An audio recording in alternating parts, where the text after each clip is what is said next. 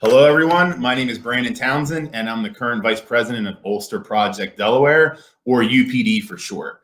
UPD is a vital program in the communities of both Delaware and Northern Ireland, and it's making a real difference in the lives of hundreds of people. For more than 40 years, UPD has offered a haven for teens from Northern Ireland during the month of July.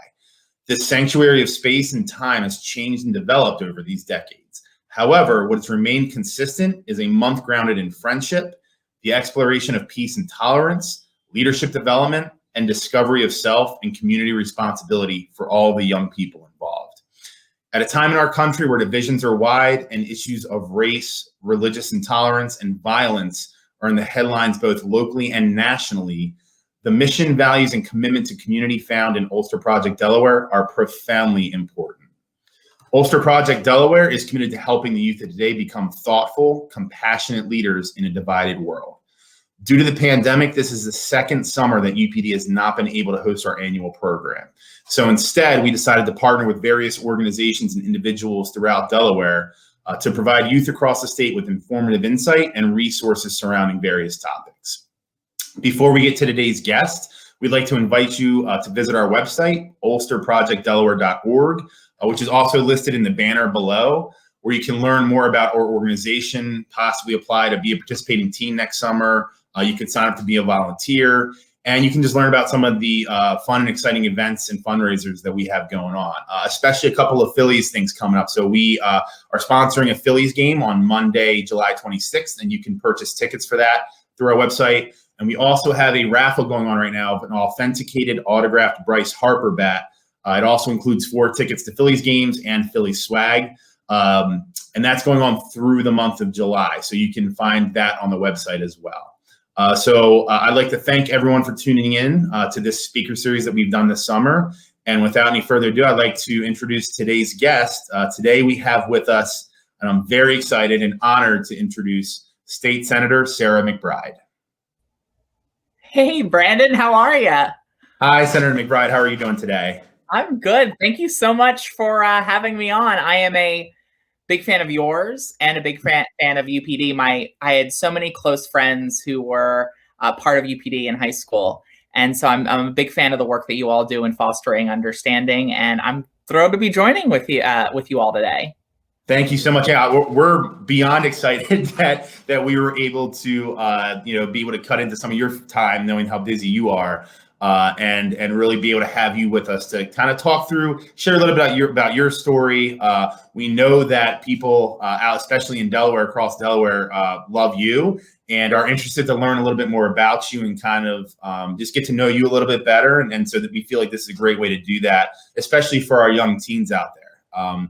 And so, I'm going to go ahead and let you share a little bit about your story if you want to. And then afterwards, I'll come back and we'll kind of do a little Q&A so we can really get to know a little bit more about you. Does that sound good to you?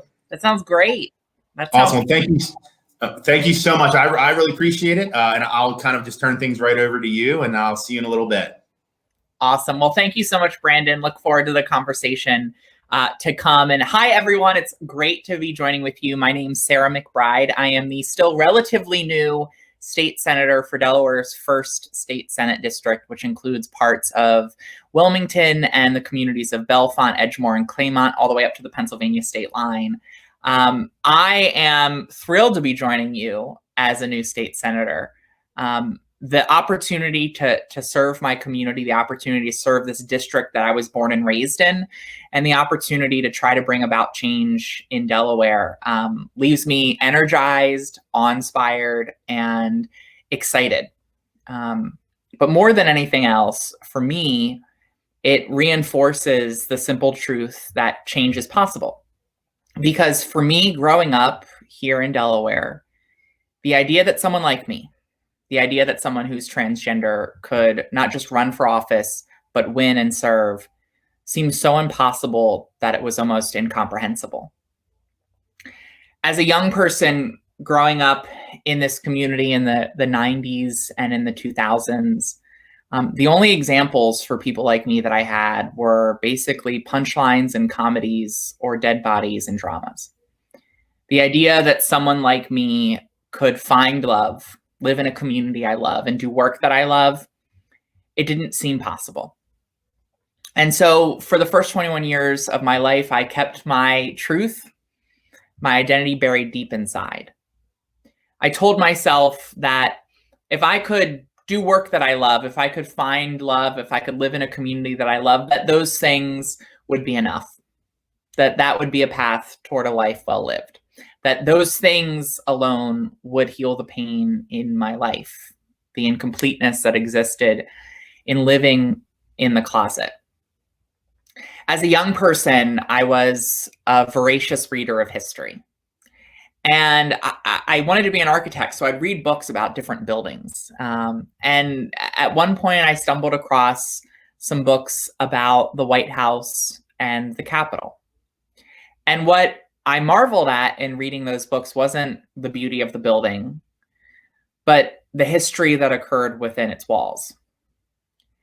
And what became clear in reading about the White House and the Capitol is that the story of that history, the story of every chapter in our history, is the story of advocates, activists, and a handful of courageous elected officials working together to bring about seemingly impossible change, to deepen our understanding of our humanity and the first three words in our Constitution, we the people, to expand the circle of opportunity and to bring in those who too long had been cast into the shadows and the margins of society. And in reading those stories and in reading those books, I found hope. I found hope that change was possible. I found hope in the fact that perhaps I could help build a world where more people could live openly, authentic, fully, and freely. And I thought that perhaps if I helped to build that world, if I got involved and brought about change, if I could help advance equality, even if I never mustered the courage to come out, perhaps I thought those things would be enough, that I could almost live vicariously through the people that I helped bring change for. It wasn't until I was in college, as a junior in college at American University, serving as student body president there, that I had this opportunity to bring about change on a whole host of issues for a community that I cared really deeply about. And in working on that change and in helping to advance not just LGBTQ equality, but gender equity, racial justice, disability rights, economic opportunity, and support for students of every single different economic background.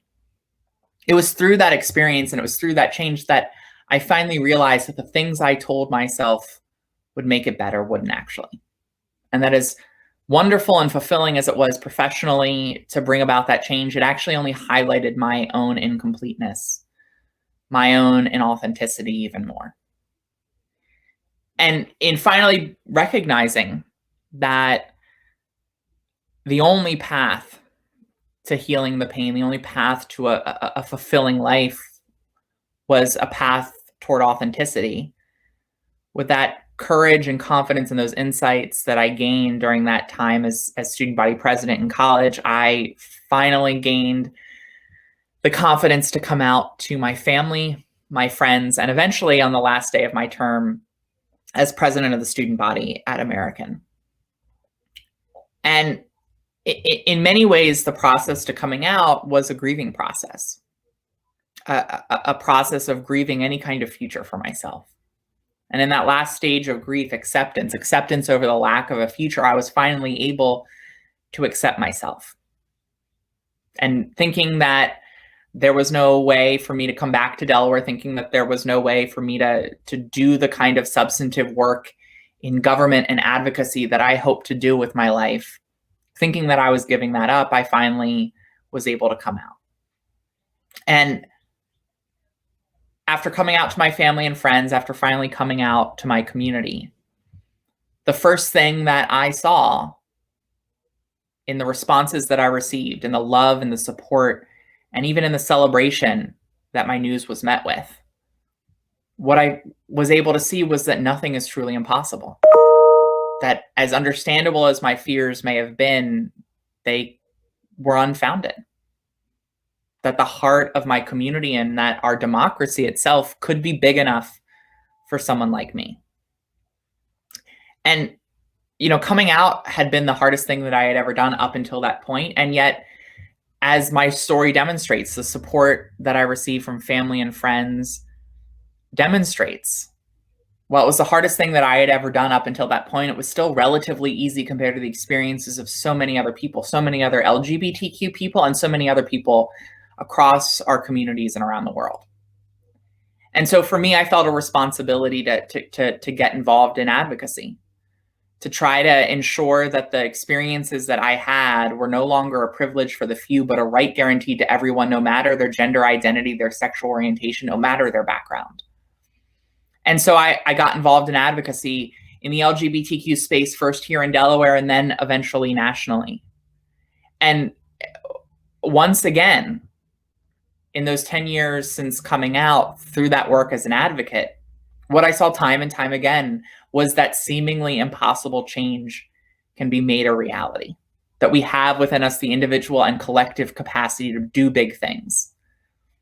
Whether it was passing legislation protecting the LGBTQ community here in Delaware, or the change I was able to witness in states across the country or nationally, from issues like marriage equality to trans rights. What the last decade demonstrated to me was that there was reason for hope, that there was reason for optimism, that we can do big things. And it was with that experience that I decided to run for office. I decided to run for office because in 2019 and in 2020, as I announced and began running for state senate, I was more hopeful than I had ever been in my entire life, because of the change that I had fought for and because of the change that I had been able to see. And also because of the challenges that I had faced in my life. For me, the most formative experience of my life was not coming out. It's not being trans. It was my relationship with the man who would eventually become my husband, Andrew. I met Andrew at a White House Pride reception just after coming out. Andy was a transgender man. He had come out about 3 years before me. He was about 3 years older than me. And by the time we met, he was an attorney in Washington, D.C., advocating for access to healthcare for marginalized communities. We met at a White House Pride reception. And when I say we met, more accurately, we bumped into each other. And I'm ashamed to say that I don't remember meeting him, but he fortunately remembered meeting me, and he reached out a couple weeks after we bumped into each other over Facebook. And I don't normally respond to Facebook messages asking me out, but he said in the message that he thought we'd get along swimmingly. And I thought, who the hell says the word swimmingly? But clearly someone I want to spend some time with. And we went out on a date and quickly fell in love. Andy was the kindest, smartest, funniest, and more than anything else, because this is the most important quality in a partner for me, the goofiest person that I had ever met in my life. About a year or so into our relationship, Andy was diagnosed with cancer. He was lucky to have health insurance. We were both lucky to have jobs that allowed us to take paid time off to focus on his care. He got a clean bill of health after having radiation, chemotherapy, undergoing really extensive surgery that forced him to relearn how to talk, how to breathe, how to eat. And as two young people falling in love and doing work that we love, it felt like we had a world of possibility before us. But then about 7 months after he got a clean bill of health, he received the news that every cancer patient fears. His cancer was back, it had spread, and for him, it was terminal. And so when Andy found out that he didn't have much time left, he asked me to marry him. We married on the rooftop of our apartment building in August of 2014, and then just 4 days after that, he passed away. And I share that story with you all because knowing and loving Andy left me profoundly changed. He taught me how to love and be loved. He taught me how to live the values I fight for at work in my own life. But more than anything else, my relationship with Andy underscored for me that change cannot come fast enough. And so while I ran for office because of that renewed sense of hope and optimism that I felt from the change that I had seen, I also ran for office because of that sense of urgency. Because I feel very deeply that every single time we ask anyone in our society to sit back and allow for a slow conversation to take place before we treat people with dignity and ensure them opportunity, we are asking people to watch their one life pass by without the respect and fairness that everyone deserves, and that's too much to ask of anyone. As elected officials, as advocates, we can't eliminate all pain or all loss, but what we can do is we can make life a little bit better for people when hard times hit. Whether those hard times and those challenges are impacted and based in prejudice or illness, poverty or fear. No matter what it is, there is still so much more we can do to help people live and thrive in our communities. There's still more we can do to build understanding, to open hearts and change minds, and to ensure that we build a world where every person can live their life to the fullest. And so now I have an incredible privilege and incredible opportunity to serve in the Delaware State Senate with some incredible leaders, including Brandon's wonderful brother, our Majority Leader, Brian Townsend, to fight for that change, to fight with that sense of urgency, to recognize that we in this moment have a unique responsibility that comes not just with being in a position of public trust, because that is a unique role that comes with it, unique responsibilities to do as much good as you can, but also a unique responsibility because of the times that we find ourselves in. COVID has required us to reimagine so much in our world.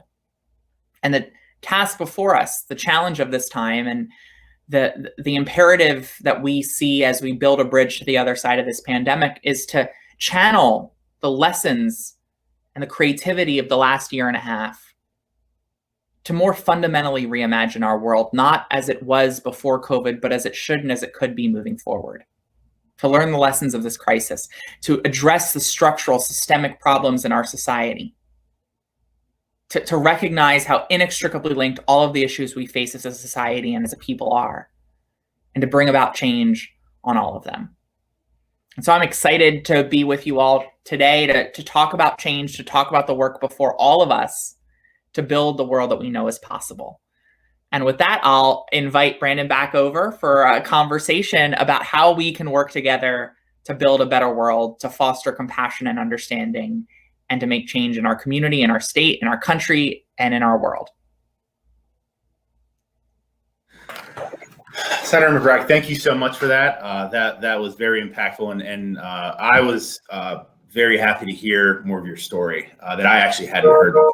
So thank you so much for sharing that. Before we get into some questions, I actually would like to invite Wesley from NAMI to join us for the Q&A.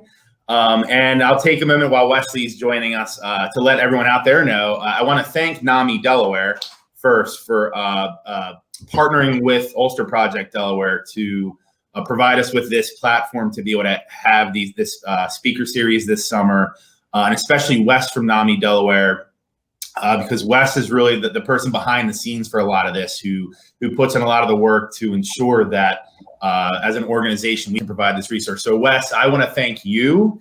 I want to thank NAMI Delaware for all that you all do for everyone throughout the state of Delaware. And I'm glad that you're able to join us for this Q&A. I'll go ahead and get started, and then we can kind of take turns, Wes, if you're cool with that. That sounds great. And also, I just wanted to say thanks for having me, and we are happy to help out. Thank you so much.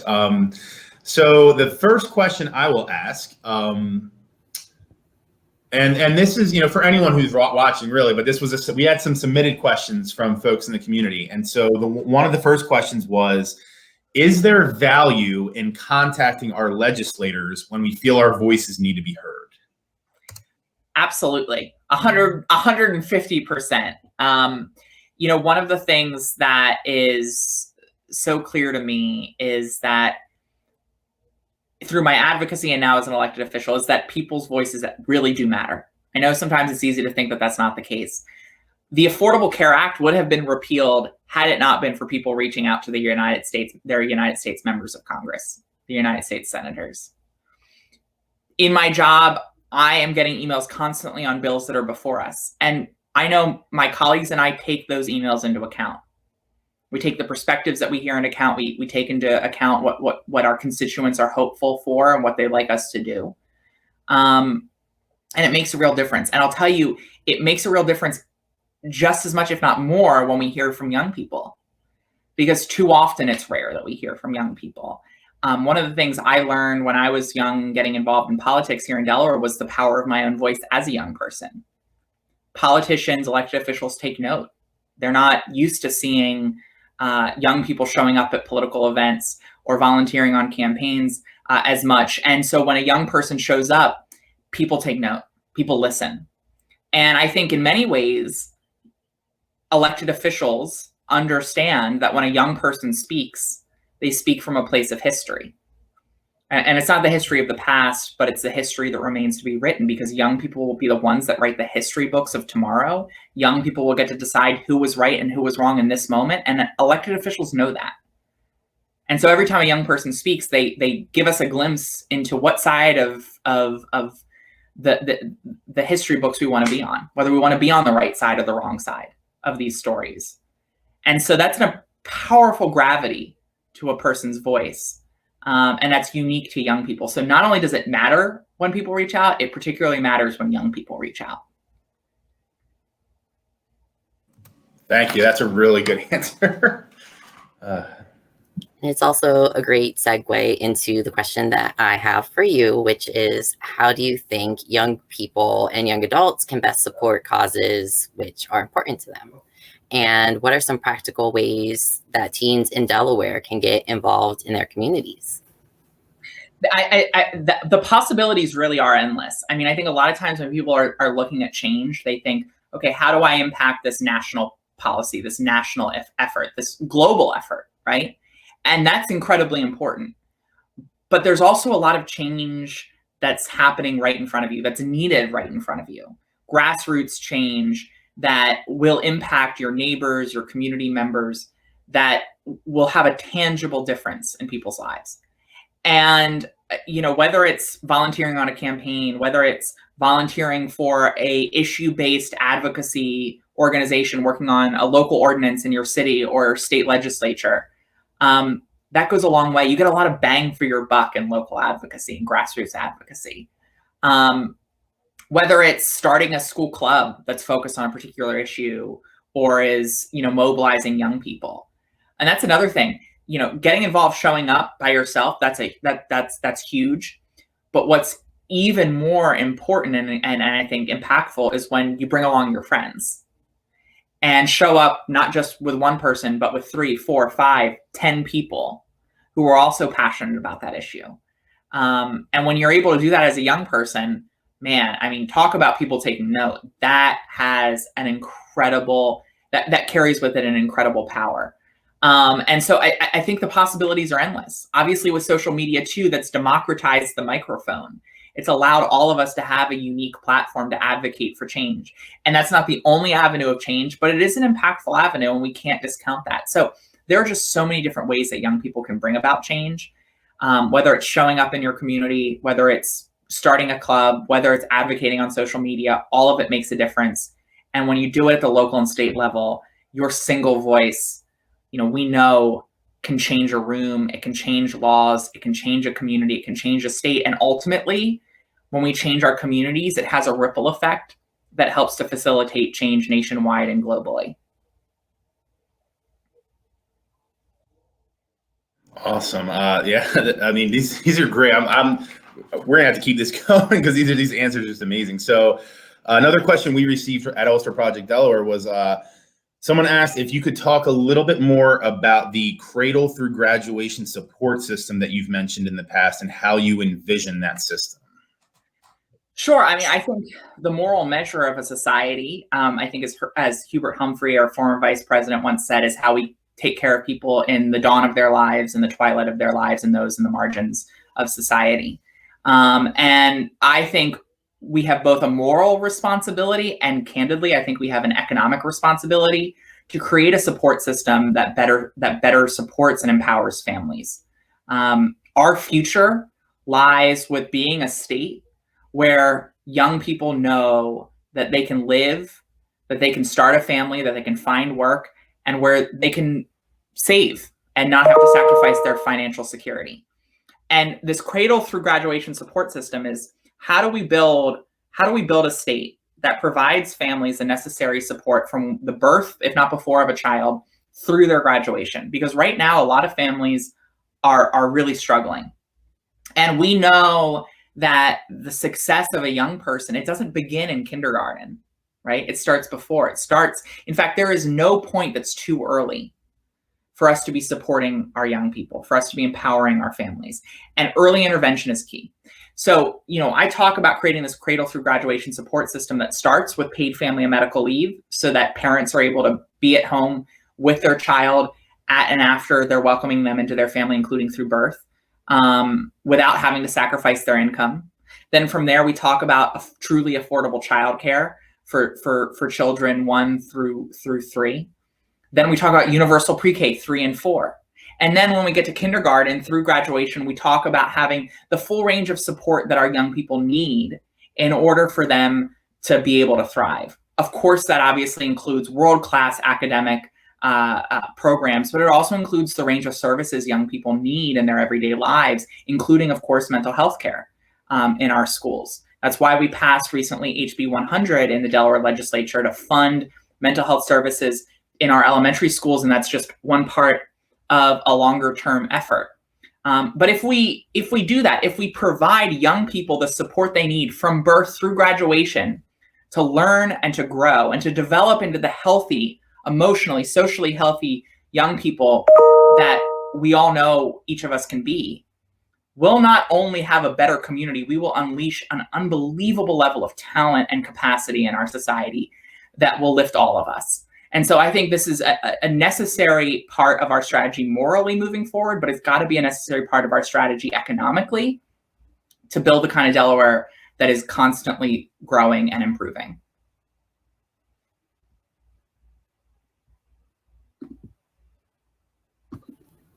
Thank you so much. And the final question of our more formal questions is, how can teens learn more about the advocacy and policy making around the issues that are near and dear to their hearts?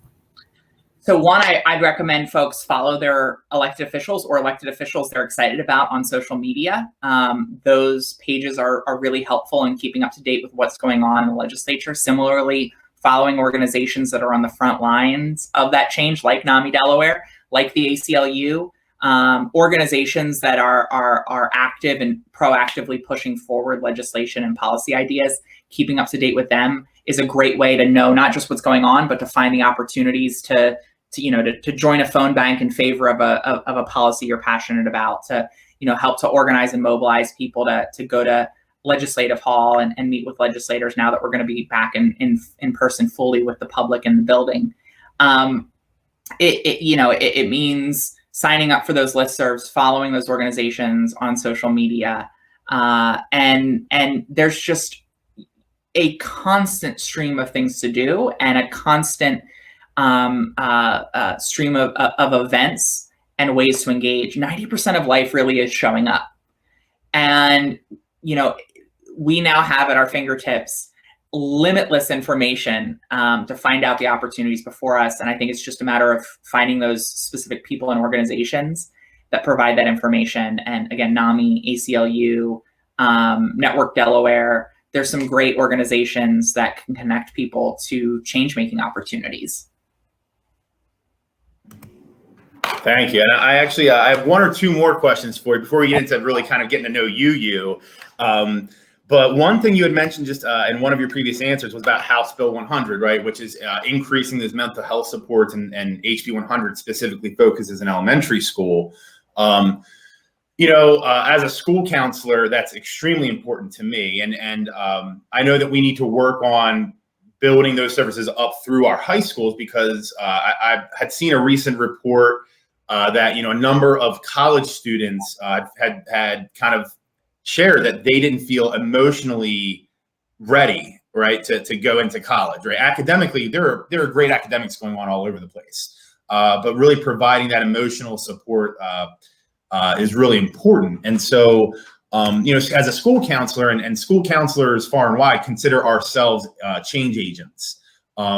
And I would say, Senator McBride, that you're not just a change agent, you're a hope agent, right? And so you give hope to so many people of all ages or backgrounds and I think more than you could even ever know. And so, but my question that kind of builds off of that is, what would your advice be to children or young adults who, whether it's just right now in this moment or maybe every now and then, struggle to feel hopeful?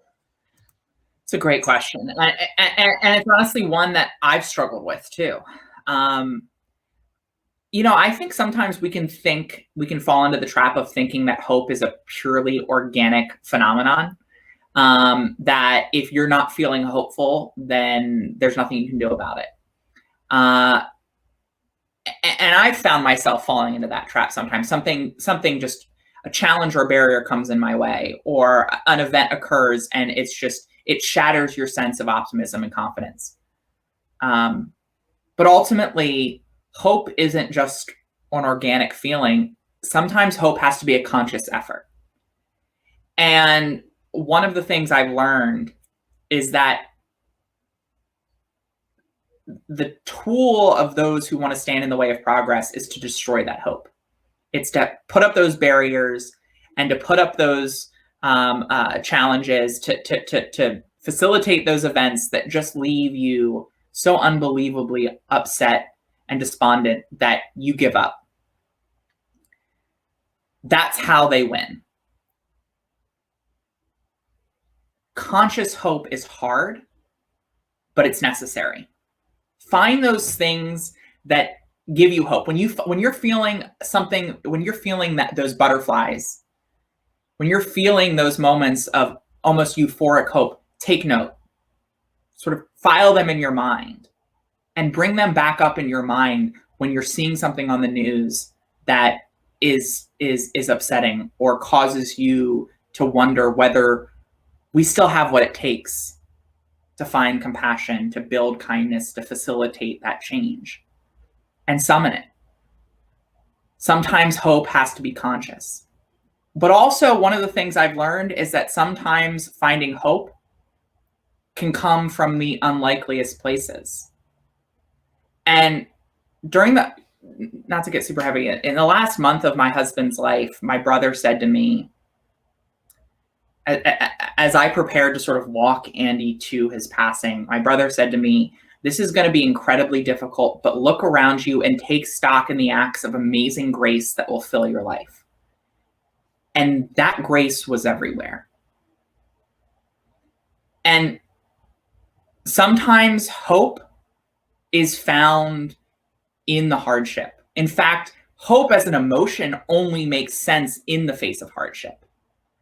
And so looking, as Mr. Rogers always said, to look for the helpers, to look for those acts of amazing grace that exist everywhere, and frankly, in particular, in challenges, in hardship, in tragedy. And recognize in seeing that amazing grace and seeing those miracles and seeing those helpers, that ultimately, it's always in our biggest challenges that we take our most significant steps forward. Whoa. Okay. So that was deep, and I appreciate that. I love that answer.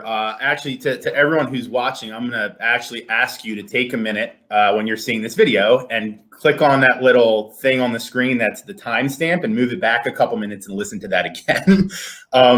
Because I think you make a really good point of, and I struggle as well every now and then with hope, right? Like, overall, I consider myself a fairly positive, energetic, upbeat person, but I really struggle at times, especially the past few years. But I think it's important to know that, like, we have the power within ourselves to make a stronger effort to find hope, find those positives, or find those things that we can be hopeful about, and to face some of these hardships and not just feel hopeless, but what can we do, or who can we bring into our lives or share what's going on with, to really kind of make that change. So thank you. That was amazing. So I have one more question for you, and then Wes, I'll ask you if you have any. We're gonna get into personal stuff here in just a minute. So if you have a question you want to know about Senator McBride, have it on deck. The last question that we have that just came in a few minutes ago was what are one or two specific issues or topics that you as a state senator are most passionate about? And are you able to share any plans or anything that you have that you plan on implementing to make changes in those areas? So one of the areas that I'm most passionate about is in that cradle through graduation support system, implementing passing paid family and medical leave in Delaware. What we have seen over the last year and a half is that no one should be forced to give up their income in the face of illness or any major life event. And whether someone's dealing with COVID or cancer, whether it's a public health crisis or an individual health crisis, the same principle applies. 9 states plus Washington, D.C. have adopted a statewide insurance program that provides paid family and medical leave for people who are welcoming a child into their family, facing illness, or helping their family member through a serious health condition. And Senate Bill 1, the Healthy Delaware Families Act, which I introduced actually with several co-sponsors, including your brother is actually one of the other prime sponsors of the bill and has been an unbelievable champion of this issue. Senate Bill 1 would provide Delawareans with up to 12 weeks of paid family and medical leave. I really think that this is at the heart of both our public health recovery and our economic recovery from COVID. It's part of addressing some of the structural issues in our society. It's part of building a stronger safety net. Because as I mentioned, we can't eliminate all hardship. We can't stop all pain or all loss, but what we can do is we can make life a little bit easier for people when hard times hit. That's exactly what a paid family and medical leave program would do. And so fortunately, there's actually a chance that this summer Congress, in their big infrastructure efforts, will pass a paid family and medical leave program nationally. But ultimately, whether Delawareans get this benefit through federal action or state action, the only unacceptable outcome at the end of the day is that Delawareans continue to go without this benefit. And so we'll see what happens in Congress, but if Congress doesn't act come January, we're ready to act. So that's one. And then 2, gosh, there's so many. I'm the chair of the Senate Health Committee. I actually succeeded your brother as chair of the Senate Health Committee. And I think one of the things, this is going to be a cop-out because it's not going to be one thing, but I think one of the things that both COVID has reinforced, but also that I think we have to better understand as a society, is how our health is at the heart of every other part of society, right? If, as I mentioned, if you aren't healthy, if we don't protect public health, we can't have a thriving economy. If we don't protect our health, students won't be able to learn, grow, and thrive, right? And that's true for our physical health. It's true for our mental health. It's true for our public health. And one of the things I'm really interested in, and started working on this, is figuring out how we can leverage healthcare dollars to address some of the social determinants of health that people face. Housing is a great example. Baltimore, for instance, has a program that leverages Medicaid funding to provide housing vouchers to people on Medicaid, recognizing that housing is a critical determinant of health, that if people don't have access to stable housing, it is very difficult to stay physically and emotionally and mentally healthy. And so recognizing that inextricable nature of all of these issues, I'm really interested in exploring ways that we can leverage healthcare spending to prevent people from developing the more significant health outcomes and disparities that we're grappling with downstream in our hospitals and in our doctors' offices. And there's a couple ideas that I have up my sleeve to try to advance that.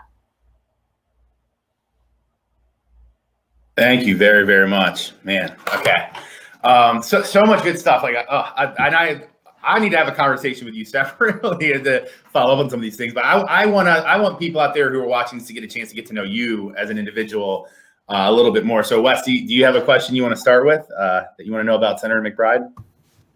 Yeah. So I feel like, especially since we've all been kind of inside lately because of the pandemic, what have you been watching on your streaming and or TV services, and what are, your favorites? Oh, great question. God, where to start? Okay. So I've watched and rewatched a number of different things over the course of the pandemic. Some things, so on a sort of heavier side, darker side, I just watched Broadchurch for the first time. I'm really interested. I like I like crime and true crime and all that. So over the course of the pandemic, I watched Broadchurch, Mindhunters. There were a couple of others that are escaping me at this moment from in that realm. I'm rewatching right now a show called Borgen, which is a Danish show about Danish politics. It's actually really good. It's like take the best parts of West Wing and the best parts of sort of House of Cards and combine them, right? It's like a much more realistic, like it's not overly idealistic, but it's also not overly pessimistic. It's like kind of a very realist portrayal of politics, and it's really good. Borgen. So I've been watching Borgen.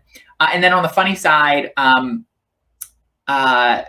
the beginning of the pandemic, I caught up with Schitt's Creek and then watched the end of Schitt's Creek. And then recently, I don't know if this is maybe very appropriate for this. I just watched Dairy Girls and loved Dairy Girls. Brandon, have you ever watched Dairy Girls? I have not, but I'm gonna have to check it out now.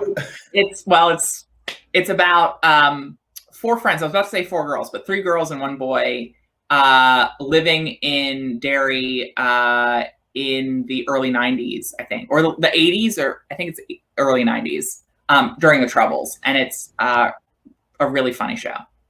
I'm gonna add it to my list. and Borgen, like that one really interests me as well, that you brought that. Yeah. I haven't seen yet, so I'm literally adding those both to my list, because I still find myself streaming more than I probably should, even though that we are able to be a little bit more active now. But no, I appreciate those recommendations.